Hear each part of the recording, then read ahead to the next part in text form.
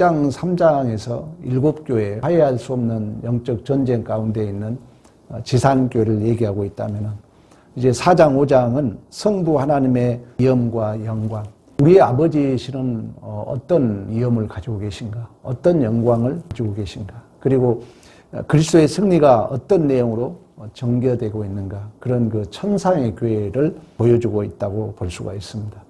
특히 이 4장에서는 3장 21절에도 그런 말씀을 했습니다만, 아버지의 보좌, 하늘의 보좌, 즉 성부 하나님의 위엄과 영광에 대한 환상을 보여주고 있어요.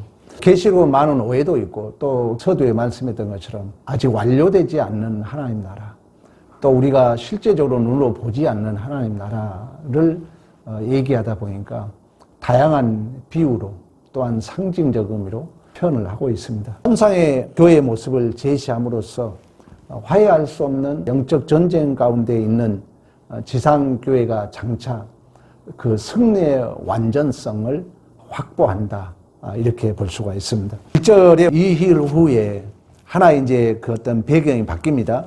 내가 보니 하늘 문이 있는데, 내가 들은 바 처음에 내게 말하던 나팔 소리 같은 음성이 이르되 이리로 오라. 이후에 마땅히 일어날 일들을 내가 너에게 보이리라 하시더라. 하늘 문이 열렸는데 마땅히 일어날 일들을 보여준다는 거죠.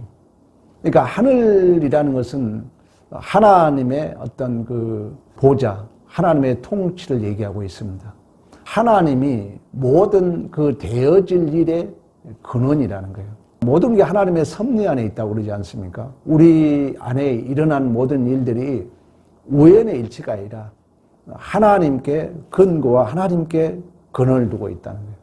그러니까 하늘의 보좌라는 것은 통치권을 얘기하고 있는데, 모든 역사, 또한 모든 존재, 우리의 어떤 그 삶에 일어난 사건, 또 우리의 존재 운명이 어떤 나의 노력, 나의 열심도 중요하지만, 또한 어떤 이유와 조건도 중요하지만, 모든 것이 하나님, 하늘에 근거하고 있다는 것입니다. 2절에도 하늘 보좌를 베풀었고 그 보좌에 앉으신 이가 있는데, 하나님을 얘기하고 있어요.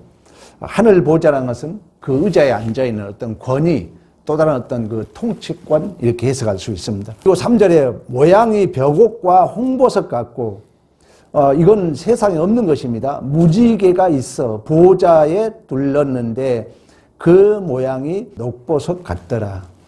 그러니까 성부 하나님의 그 독특한 권세, 위엄, 그리고 영광, 초월성, 거룩하심이 얼마나 존귀하고 얼마나 높으신가를 증언하고 있습니다.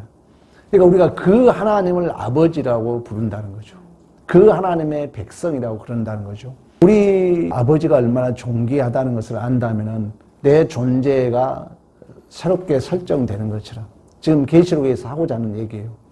너희가 믿는 하나님이, 너희가 아버지라고 고백한 그 하나님이 어떤 분이라는 것을 얘기하고 있는 것입니다. 그러니까 하나님을 바로 알면 우리의 존재적 정체성이 새로 정립되는 거죠. 플라톤이 나를 알기 위해서는 그 누군가의 형이상학적인 절대자가 있을 것이라고 말씀했던 것처럼, 물론 이제 철학은 그걸 찾지 못했기 때문에 절대자의 자리에 인간이 앉아있죠. 그러나 우리는 하나님이 얼마나 존귀하고 하나님이 얼마나 위대하다는 것을 안다면 우리의 존재는 분명히 달라질 줄로 믿습니다. 결국 이 땅의 모든 것을 나타내 보이실 그 하나님은 이 세상과 비교할 수 없다는 차원에서 오늘 본문에 벽옥, 홍보석, 무지개, 녹보석 같더라, 이렇게 얘기하고 있어요. 이 하늘나라에 대한 것은 우리가 가보지 못했기 때문에, 또 이 땅의 걸로는 감히 비유할 수 없잖아요, 하나님은. 그래서 이런 그 상징적 비유 또는 초월적 방법 또는 환상, 꿈으로 이렇게 보여주고 있는 것처럼, 오늘 본문에도 벽옥, 홍보석, 무지개, 녹보석 같다는 것은 모든 복의 근원 되신 하나님의 신비스럽고 비밀스럽고 기적적인 모습을 우리에게 상징적으로 보여주고 있죠. 그렇다면 우리의 존재도 신비스럽고 비밀스럽고 기적적인 삶인 것입니다. 시제를 알고 있잖아요. 이미 이루셨고 아직 미완료 시제이고, 이 중간 시대를 교회의 시대라고 그러는데, 이 중간 시대에 우리를 실제적으로 도와준 자가 신적 확증으로 내주하신 성령 하나님이라는 사실입니다. 그러니까 우리 신자는 이러한 성령의 사역을 통해서 완성된 그 천사의 교회를 보게 되고, 그 완성된 천사의 교회를 봄으로 말미암아 우리가 이 땅에서는 화해할 수 없는 영적 전쟁 가운데 있지만 반드시 승리할 것이라는 이 역사 속의 교회도 보는 거예요. 그러니까 우리가 천사의 교회를 봤을 때 이 땅에 이미 아직의 관계 속에서 애매하고 불확실하고 수없는 의문과 질문을 믿음의 확신을 가지고 살아갈 수 있는 줄로 믿습니다.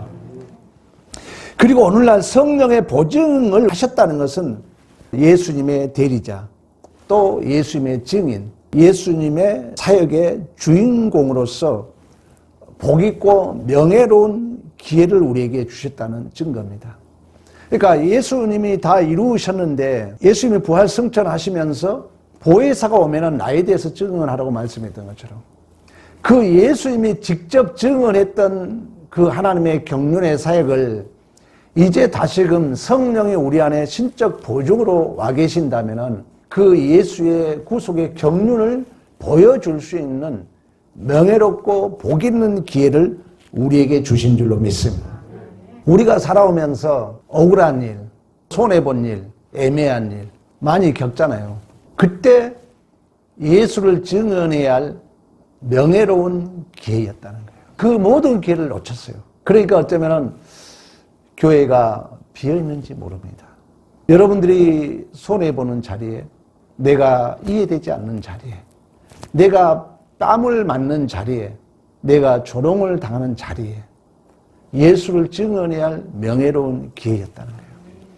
근데 우리는 믿음이 없어가지고 내 성질을 부리고 내 변명하고 이유와 변명을 끌어들여서 나는 그 예수 닮은 자로서 십자가에 져야 할 그 짐을 내팽개치고 살아왔죠. 그래서 어쨌든 나에게는 책임이 없는 척, 저 때문이야, 저 사람 때문이야. 그래서 어쩌면 우리는 내 주위에 진실로 나에게 그 복있고 명예로운 기회를 주셨는데 다 외면하고 살아왔지 않는가, 이런 생각을 내 자신을 두고 해봅니다. 그러나 오늘 성령이 우리에게 신적 확정으로 내주한다는 것은 예수께서 이루신 그 구속의 경륜을 우리가 다시금 증인으로 이 땅에 증언해야 할 명예롭고 복 있는 기회를 주신 줄로 믿습니다. 또한 성령의 감동이 되었다는 것은 단술적이고 기계적인 명령이 아니라 지정의 인격적 감정이 있다는 것입니다.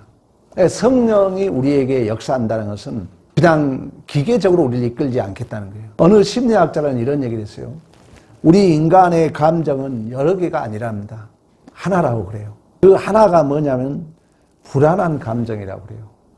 그러니까 여러분들이 막 여러 가지 그 감정이 오고 가고 하잖아요. 뭐 원망, 불평하고 싶은 이런 여러 가지 감정들을 어느 심리학자는 뭐라 했냐면은 그 여러 개의 감정이 아니라는 거예요. 우리 인간이 갖는 이 감정은 불안한 감정 하나라는 거예요.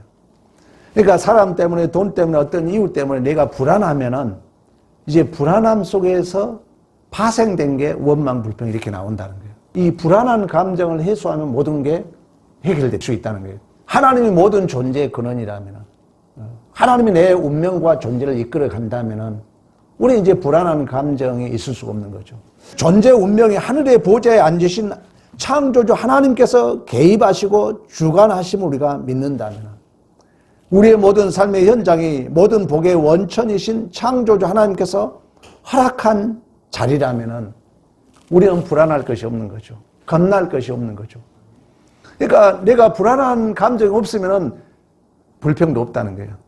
불안한 감정이 없다면 남에게 핑계를 대지 않는다는 것입니다. 내가 불안하니까 남을 끌어들인다는 거예요. 내가 불안하니까 다른 변명을 댄다는 거예요. 그래서 우리가 가장 중요한 게 모든 복의 근원이 하나님이라면, 내 존재와 인생을 하나님이 이끌고 있다면, 나의 지금의 현실이 비록 애매하고 이해되지 않고 억울한 것 같지만 하나님이 허락한 자리라면 우리는 겁날 것이 없고 불안할 것이 없는 거죠. 불안할 것이 없다면 남을 핑계할 필요 없고 원망할 필요 없고 남에게 굳이 변명을 댈 필요가 없는 줄로 믿습니다. 이러한 믿음이 있을 때 우리는 아까 말씀했잖아요. 성령이 우리에게 내주에 있다는 것은 명예로운 기회라는 거예요. 그 기회는 여러분 위기가 기회라는 얘기가 있잖아요. 내가 힘들고 남에게 이거 책임을 떠넘기고 싶을 때가 나의 기회라는 거예요. 내가 손해보고 내가 억울한 일을 당하고 기회잖아요. 우리 주님이 여러분 최종적 기회가 어디였습니까? 십자가였잖아요. 돌 던졌잖아요. 침을 뱉었잖아요. 뺨을 때렸잖아요. 조롱했잖아요. 옷 벗겼잖아요. 그 자리가 진정한 내 뜻대로 마옵시고 아버지 뜻대로 아버지의 뜻을 재현할 수 있는 기회였던 것처럼 우리의 모든 삶의 정황도 이러한 신비스럽고 비밀스럽고 기적적인 대리자 주인공으로서 복된 기회가 허락된 줄로 믿습니다. 스데반 집사가 그랬던 것처럼 스데반 집사가 복음을 증거해서 돌에 맞잖아요. 성령이 이 일을 확증으로 도와준단 말이 맞아요. 그래서 사도행전에 보면 뭐라면 성령이 충만하여 하나님의 영광과 하나님 우편에 서신 예수를 보았다 그러거든요. 스데반은 돌을 본 것이 아니라 자신을 이를 갈고 자기를 죽이려고 달려드는 그 대적들을 본 것이 아니라 성령을 통하여 하나님의 영광을 바라보고 하나님 우편에 서신 예수 그리스도를 바라보므로 그 현장을 도망치지 않고 두려움이 없는 거죠. 왜? 하나님을 봤기 때문에. 염려할 것이 없는 거예요. 두려움이 없기 때문에. 우리 인간이 여러 감정이 아니라 불안한 감정이나 불안하지 않는 거예요. 돌을 던지지만 죽음의 위기에 있지만 당당한 거예요. 왜? 하나님의 영광을 바라봤기 때문에. 예수 그리스도를 바라봤기 때문에. 그의 얼굴이 천사 같은 줄로 믿습니다. 우리에게 주어진 기회입니다. 이처럼 성령의 감동으로 본 것은 하늘로부터 내려오는 하나님의 영광을 입은 교회의 존재와 운명을 본 것입니다. 하나님이 위대하다는 것은 뭡니까? 내가 그만치 위대하다는 거예요. 교만하는 의미는 아닙니다. 하나님이 존귀하다는 것은 내가 존귀하다는 거예요. 히브리 관점은 뭐라 했어요? 아버지와 아들과 하나라는 거예요. 우리 흔히들 여러분 옛날 기억나잖아요.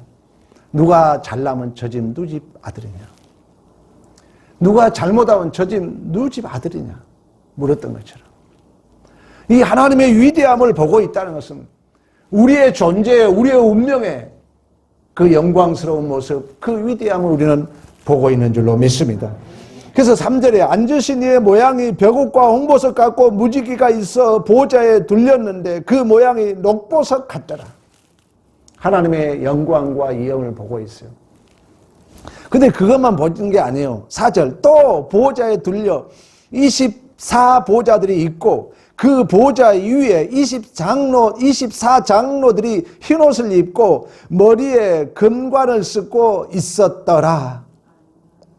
이 24장로는 어떤 학자는 천사로 비유를 해요. 그러니까 이 천사들마저도 하나님 앞에 항복했다 그래요. 왜 그러냐면 그 히브리 개념은 천사를 피조물보다 더 위대하게 봤거든요. 그러니까 그 어떤 것이라도 이 하나님의 영광스러운 모습에 항복하는 이렇게 해석한 학자도 있어요. 그러나 출애굽기 보면은 교회를 상징하는 제사장 에봇 있잖아요. 이렇게 우리 음식 먹을 때 입는 아치마처럼 이렇게 에봇을 겉에 입어요. 그러면 여기에 이렇게 흉배가 있어요. 이 보석이 박혀 있어요. 이 보석에 12지파 이름이 새겨졌거든요. 그런 의미에서 교회로 보는 것입니다. 그리고 4절 하반절에 그런 얘기 하잖아요. 그 보좌 위에 20장로들이 앉았더라. 이걸 이제 에베소서 2장 5절 6절 이런 얘기를 해요. 허물로 죽은 우리를 그리스도와 함께 살리셨고 또 함께 일으키사 그리스도 예수 안에서 함께 하늘에 앉으셨다 그래요. 그러니까 우리의 존재가 성령으로 예수 그리스도와 신비의 연합을 이룬. 그러니까 우리는 비록 여기에 있지만 예수 그리스도가 하나님 우편에 앉으신 것처럼 우리의 존재가 예수 그리스도와 함께 앉아있는 존재라는 거예요. 가시적 교회와 천상의 교회를 동시에 보여주고 있는 거죠. 우리는 비록 이 땅에서 화해할 수 없는 영적 전쟁 가운데 있지만 영적인 의미에는 이미 예수가 하나님 우편에 계신 것처럼 우리도 그 예수와 함께 그 보좌에 앉아있는 존재라는 거예요. 스데반이 그랬잖아요. 스데반이 돌에 맞아 죽는 위기에서 하나님의 영광과 하나님 옆에 계시는, 하나님과 함께 계시는 예수 그리스도를 보았던 것처럼 우리의 존재가 그렇다는 것입니다. 결국 밤모섬의 환난을 겪고 있는 요한에게 하나님이 이 지금 계시에서 이 말씀을 주고 있잖아요.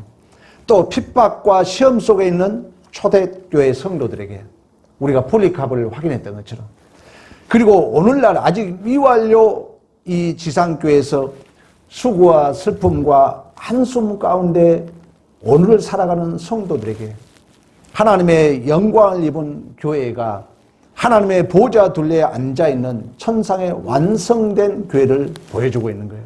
너희들이 지금 비록 이 땅에서 핍박을 당하지만, 너희들이 이 땅에서 화해할 수 없는 영적 전쟁 가운데 있지만, 이 땅에서 때로는 이해되지 않고 애매하고 나만 손해보는 것 같고 나만 억울한 일을 당한 것 같고, 그렇지만 아니다.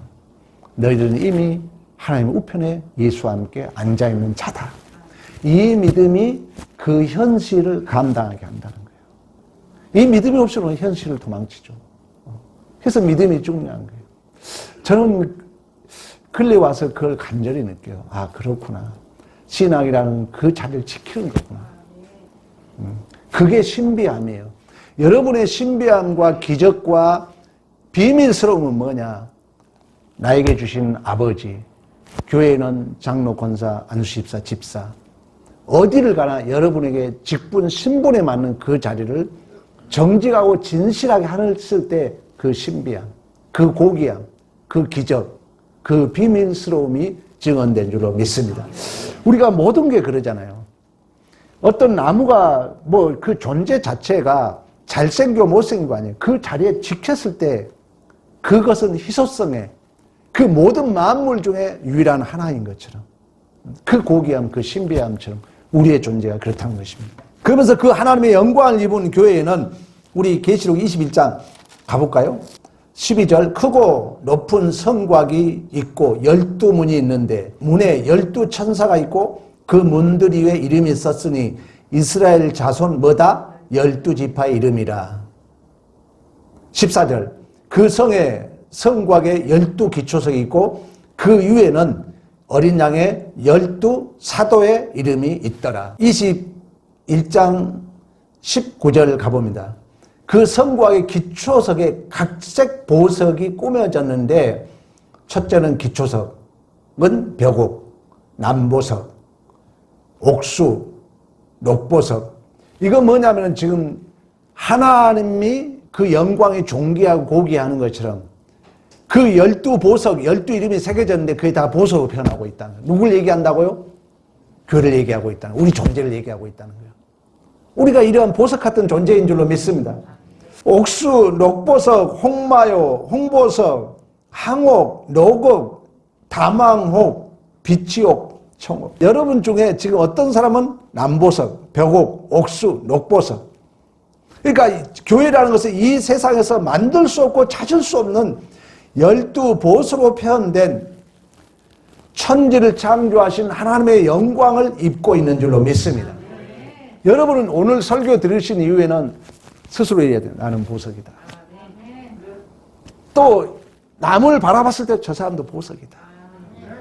이게 교만하는 게 아니라, 그래서 내가 보석이기 때문에 말 하나도 보석같이 해야 돼. 우리 행동 하나를 보석이란 내가. 왜? 하나님의 이 영광스러운 보석을 내가 지금 입고 있다는 거예요. 계시록의 중요성이에요.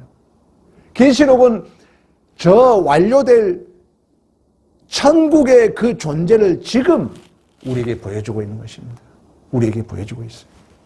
그래서 신자는 이미 천상에서 완성된 하나님의 영광을 그대로 입은 보석 같은 존재인 줄로 믿습니다. 보석 같은 존재. 당시에 로마는 황제 숭배 사상이 있었어요. 오늘날 황제가 무엇입니까? 세상 사람들은 돈으로 여기죠. 세상 사람들이 이 세상 것을 보석으로 여긴다는 거예요. 하나님이 가장 귀하게 여기는 것은 뭐냐? 내 존재가 보석이라는 거예요. 여러분 존재를 보석같이 여기고 내 마음을 보석같이 다룰 수 있는 그 기회, 내 마음을 보석같이 만들 수 있는 그 기회 놓치지 말라는 거예요. 어제도 놓쳤어요. 설교하고 있지만 양심이 꺼리낌이 와요. 목사님들하고 만나서 조그만 이해 문제가 부딪히면 내 감정 잘못 드러나고 참 후회를 많이 합니다.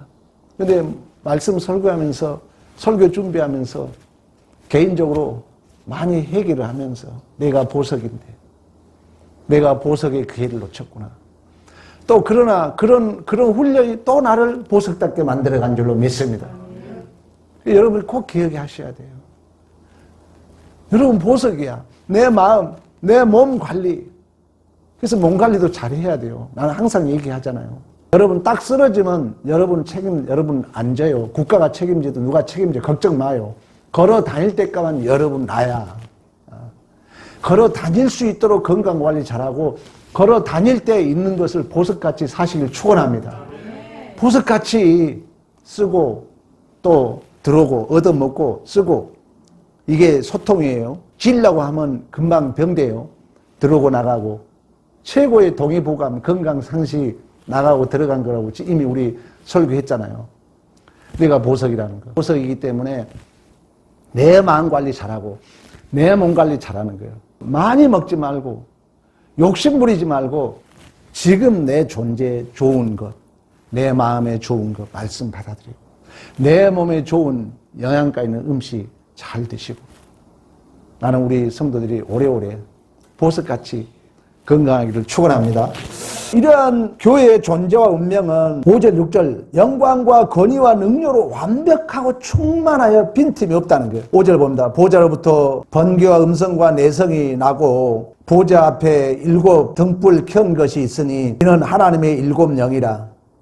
6절 보좌 앞과 수정 같은 유리바다가 있고 보좌 가운데 보좌 주위에 4 생물이 있는데 그 앞뒤에 눈물이 가득하더라. 이 생물에 대한 얘기는 다음 주에 하겠습니다. 지금 보좌의 번개 내성, 보좌 앞에 7 등불을 켠 것, 7 영. 그러니까 하나님의 나타나심과 임재하심을 갖는 영광과 권능을 7 등불, 7은 뭡니까? 완전수에 빈틈이 없다는 거예요. 하나님은 우리를 정확하게, 분명하게, 확실하게 승리자로 만들 줄로 믿습니다. 7 영. 이거 뭡니까? 성령의 보증을 얘기하고 있는 거예요. 완벽한 7 영. 7의 완전수의 그 영, 성령, 신적 확정, 신적 보증. 우리의 존재가 그렇다는 거예요. 실패할 수가 없어, 우리는. 성공할 수밖에 없어요, 우리의 존재가. 내가 스스로 이걸 믿었을 때 내 존재는 변하는 거예요. 심리학에 수없이 그건 증명되어 있어요. 내가 믿는 것과 내 존재를 안 믿는 것과 다르다는 거예요. 골을 탈 때도 내가 믿고 차면 들어갈 확률이 70% 넘는다 그러잖아요. 내가 스스로 웃는 척만 해도 내 건강은 내 모든 세포가 아름답게 변한다 그러잖아요. 그만치 믿음이 중요하다는 거예요. 강자 물리학에서도 얘기했잖아요. 내가 의도가 내 관찰자의 의도만 저대로 가져도 그 상대 파장으로 있었던 에너지로 있었던 주파수로 있었던 실체가 보인다는 거예요. 그만치 우리의 믿음의 마음가짐은 중요한 줄로 믿습니다. 이러한 하나님의 보좌 앞에 하나님의 교회가 함께 앉아있는 그 영광을 보라는 거예요. 보석 같은 존재. 그 보석의 영광을 내가 입고 있는 존재. 그래서 여러분들이 말 한마디 할 때도 어떻게 보면 발걸음 하나하나도 보석같이 우리는 해야 돼요. 오늘 본문으로 본다면. 손짓 하나하나도 보석처럼 중요하다는 거예요. 얼마나 우리의 존재가 고귀하다는 거예요. 그러니까 내 자신을 함부로 다루면 안 돼요. 하나님의 것인데 나는 보석이라는 거예요. 내 것이 아니에요. 하나님의 것이니까. 내 그 존재의 전인격적인 특히 우리 마음에 신적 확정으로 내주하신 성령을 통해서 그 보석 같은 존재로 왕 같은 제사장 거룩한 백성으로 구체화, 실체화가 실현되고 있는 줄로 믿습니다. 그러면 이 보석의 특성은 뭡니까? 자르고 다듬고 깎아야 되잖아요. 그러니까 우리가 완료되지 않는 입장에서 미완료 시제 속에서 빈틈없이 오늘 본문에 말씀하고 있는 것처럼 7등불 하나님의 7영의 신적 보증이 된다면 그 주어진 모든 정황들이 나를 깎고 다듬고 더 아름답게 더 보석 다와지는 그 기회, 그 은혜의 파편들인 줄로 믿습니다. 믿음이 중요하다는 거예요. 믿음이. 이 믿음만이 그 현실 속에 내가 존재하는 거예요. 그 신비하고 비밀스러움을 주인공으로 있는 거예요. 내가 이 믿음이 있을 때. 이 믿음이 없이 우리는 도망치겠죠. 그래서 믿음이 중요한 것입니다. 그렇다면 이제 여러분들은 당당해지는 거죠. 인간의 감정은 뭐라고요? 두려운 마음 하나. 이 두려움이 없어지는 거죠. 두려움이 없어지면 얼마나 여러분 당당하겠습니까? 우리의 존재가 이렇다는 거예요. 이처럼 신자는 성령의 신적 보증, 신적 확증으로 우리 아버지 되신 하나님의 영광과 권위와 능력을 보고 듣고 알고 믿고 사는 것이 우리의 실존인 줄로 믿습니다. 그렇다면은 보이는 현상만을 가지고 내 존재의 운명에 답을 내리지 말라는 거예요. 그래서 의인은 뭘로 사는 거예요? 믿음으로 사는 거예요. 그 의인이 믿음으로 산다는 것은 그 믿음은 뭐라 했어요? 도깨비 방망이가 아니에요. 대상의 문제, 하나님에 관한 거라 했잖아요. 그러니까 우리는 하나님으로 인하여 사는 거예요. 우리 성경적으로 본다면은 너가 그 자리를 하나님이 허락해 줬고 그 자리를 너가 예수의 구속의 경륜을 드러내야 할 명예롭고 복 있는 기회다. 그 자리가 바로 대리자이고 주인공이다. 이렇게 얘기하고 있다는 거예요, 성경은. 근데 우리는 그 정황이 맨날 우리가 그렇게 못하잖아요. 원망, 불평 이런 게 나오잖아요. 그것은 성경은 뭐냐? 하나님이 너를 주인공으로 대리자로 그 자리를 줬는데 네가 원망, 불평, 핑계를 하고 있다면 그것은 네 감정에서, 네 능력, 너 판단에서 나온 거라는 거예요. 선악과의 가치. 이걸 일찍이 심리학자들은 페르소나 그림자라고 정의해 놨어요. 유일한 심리학자는 그게 네 모습이라 실제로 정의를 해놓고 있는 거예요. 솔직히 심리학을 좀 빌려서 해석을 하자면 맞는 거예요. 그러면 자, 교회의 가치의 복은 사랑해라, 용서해라, 겸손해라, 온유해라, 강요된 명령이 아니라는 것입니다. 그것은 내 안에, 내가 사랑할 수 있는 그 실력이 내 안에 쌓아져야 내가 할 문제잖아요. 내가 실제적으로 실현해야 할 내 실력이 문제잖아요. 내가 감당해야 할 문제잖아요. 이런 현실 속에서 우리가 그걸 실천할 수 있으려면은 여러 가지 그 발생된 문제의 그 분량보다 내가 깊어지고 내가 높아지고 넓어짐자만이 감당하고 이겨낼 수 있는 줄로 믿습니다. 여러분, 용서하려면 어떻게 돼야 됩니까? 내가 그 정황의 그 상황보다 내 그릇이 커져야 되잖아요. 내가 더 깊어진다면 용서할 수 있거든요. 사랑한다는 건 뭐라 했어요? 상대 입장에 서주는 거거든요. 그러면 상대 입장에 서주려면 내가 커져야죠. 내가 그보다 더 커야죠. 내가 더 깊어져야죠. 그렇지 않으면 안 되는 거예요. 그러면 깊어지고 넓어지면 뭐예요? 그 정황을 감당함으로 내가 깊어지는 거지 그냥 채워지지 않는 거거든요. 그래서 오늘이 그래서 중요한 거예요. 그 시간 그 장소가 중요한 거, 우리 믿는 자들은. 정말 중요해, 우리 믿는 자들은. 그래서 바울은 그 삶에 처한 그 현실, 굶주림과 배고픔과 헐벗음과 옥의 갇힘과 매맞음, 그 현실, 그 정황, 그 사건, 그 주어진 나에게 존재 자체가 내 삶의 일체의 비결을 배운 바로 내 능력이라고 얘기합니다. 자, 우리 다시 한번 여러분 생각해 보세요. 내가 남을 사랑할 수 있는 것, 내가 남을 용서할 수 있는 것, 모든 것도 마찬가지예요. 내가 축구 선수로서 골을 넣을 수 있으려면은 그 골을 넣기까지 실체화되는, 구체화되는 그 모든 정황을 감당하고 내가 그 실력이 갖춰졌을 때만 골을 넣을 수 있는 것처럼, 내가 진실로 원수를 사랑하려면은 내 실력이 갖춰졌을 때만 사랑할 수 있잖아요. 그러면 그 실력을 갖추려면은 내가 더 넓어져야, 내가 깊어져야 되잖아요. 그러려면은 수없이 원수를 미워할 수밖에 없었던 그 현실을 감당해야 된다, 도망쳐야 된다? 감당해온 자만의 실력이 갖춰지는 거예요. 자, 이렇게 해석이 된다면 이제 그 모든 정황이 나에게 은혜죠. 기회죠. 이 믿음이 있다면 이제 어떤 정황도 내 마음에 두려움은 없는 줄로 믿습니다. 내 마음에 두려움. 이걸 성경에 얘기했어, 바울이. 헐벗음과 굶주림과 배고픔과 수없는 매맞음이 내 삶의 일치의 비결을 배웠다. 그게 내가 가진 능력이다. 성경에 선언하고 있다면 여러분에게 주어진 그 어떤 장소, 위기, 도전, 시험 앞에 우리는 내가 주인공으로 내가 결정하고 내가 감당할 때 내 안에 그 실력이 구체화될 때, 실현될 때, 실체화됐을 때 우리는 그 교회로서의 가치, 내 존재의 그 보석 같은 존귀함, 그걸 성경은 뭐라 해요? 예를 들면 사랑해라. 너가 원수를 이하여 용서할 때만 내 아들이라 일컬음을 받으리라.